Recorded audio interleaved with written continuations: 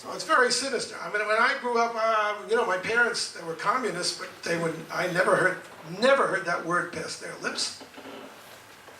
They were progressives, that's the way they described themselves. My mother actually was a registered Democrat.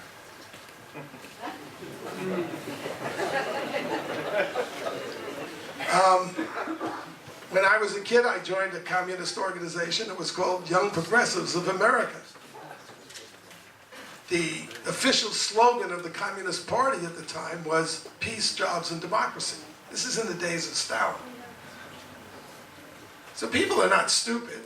They understand, you know, they have an agenda. They want to recruit people and they want to do it behind closed doors. And they don't want to alienate people, so they say nice things. Now, the unfortunate thing about Islam is that it's a religious obligation in Islam to lie to infidels, which is almost all of us. Maybe all of us, I don't know. All right. Let's have another question. Oh, sure. Well, Dr. Horowitz, if your parents were communists and you're where you are, and my dad had a shrine to Reagan in our summer home, and I'm a graduate student at Carolina, I'm hoping we can maybe find the middle ground somewhere. Uh-oh, have you gone the other way? I reserve judgments. I'm desperate moderate, but let's posit a hypothetical. Now, I'm an American citizen and not a Jew. However, my neighbors all through summer times growing up, on all three sides of me were Jews, were the most wonderful people. Well, as good a neighbors as you can ask, let me in and watch me and my brothers when my parents were away. I cannot pretend to have the emotional attachment or the investment in the state of Israel that Jewish Americans have, or that Jews worldwide. I do, however, want to bracket history for a minute and just get your response to a hypothetical situation. Let's say the American military strategic command political apparatus basically says the maintenance of the state of Israel is militarily, demographically untenable. Okay? And let's assume that the America of 2012 is not the America of 1948, and that we could organize as a nation the complete import of every Israeli citizen that wanted to this country to become full refugee status citizens of this country. Hold on. Here's the hypothetical of that. Okay. And so let's pretend that can go on as a proposal. Because here's the deal as an American taxpayer and citizen.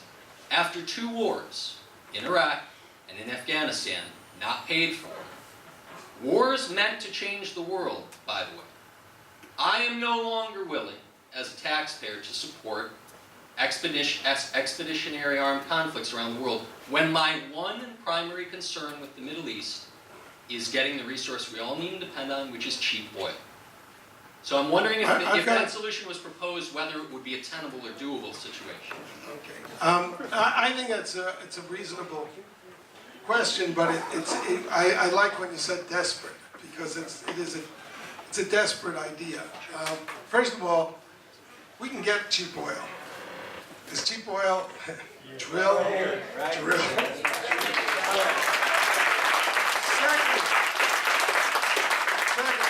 I believe that I've written a book on this. It's called Party of Defeat, and it would be another lecture. But America, I think the Iraq War was mismanaged by the Bush administration. They never made up their minds whether they were going to occupy or not, or so forth. But the reason that it's such a mess, and the reason that the Middle East is now Muslim Brotherhood Middle East, is because the Democrats betrayed this country, our troops in the field, and sabotaged that war. And they did it for the worst, most venal reasons. They supported the war. They voted for the war. They gave eloquent speeches on the floor of the House and the Senate for the war.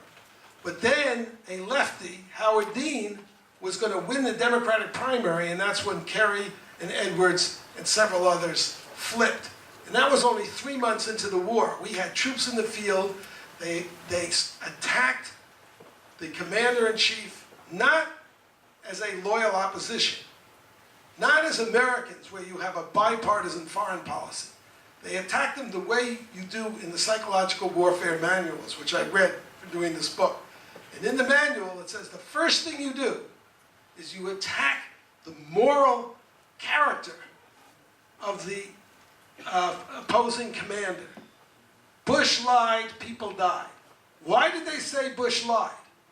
They said Bush lied because they could not explain to the American people why they would reverse themselves 180 degrees when the war had just been won.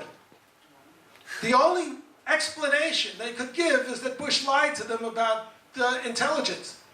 But that was the big lie of the war. Why? Because the Democrats sit on all the intelligence committees and have total access to American intelligence, and not to let the Republicans off. What the hell were they doing not fighting back and not saying this? They walk around on eggshells when Democrats betray and get our troops killed, which is what they did. The New York Times, 60 pages, 60 front pages on Abu Ghraib. 60 front pages. In the entire Second World War, while the Jews were being eliminated. You're not answering my question. Excuse me. I'm answering both parts of your question. I'll answer a third part. The first part was how do we get cheap oil? I'm Israeli. I'm not going to let my country down. I'm Wait. Israeli. Is that your question? No, it's not going to happen. Yeah, but Because the way. we're going to go give the Indian people the country back. Oh, The first. California to Mexico back. It's not going to happen. Is that good answer? The first answer. Better.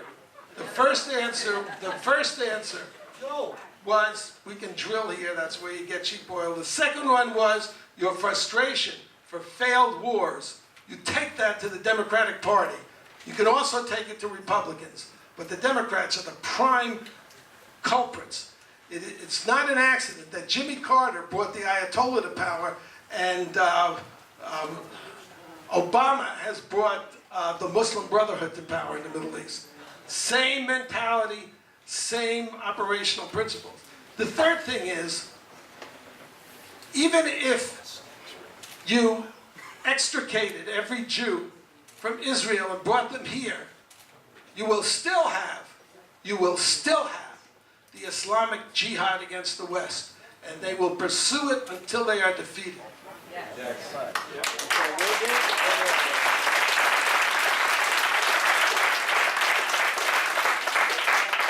I want to respond to the previous speaker. Yes, my question is, who do you think really paid for this war, or that war? In 1945, I set off a booby trap on Okinawa. I helped pay for winning World War II.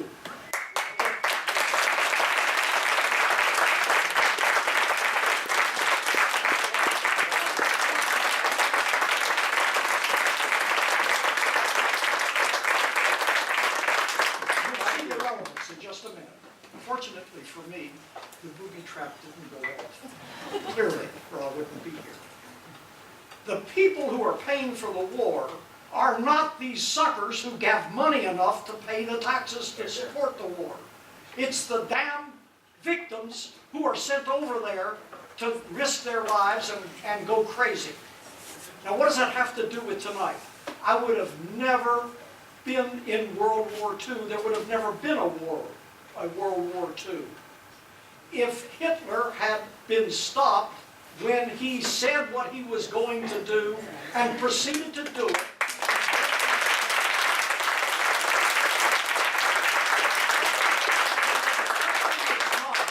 are we going to have any battle or confrontation with Iran? The question is, are we going to do it now, or are we going to do it when they're a lot stronger, as Hitler was allowed to do?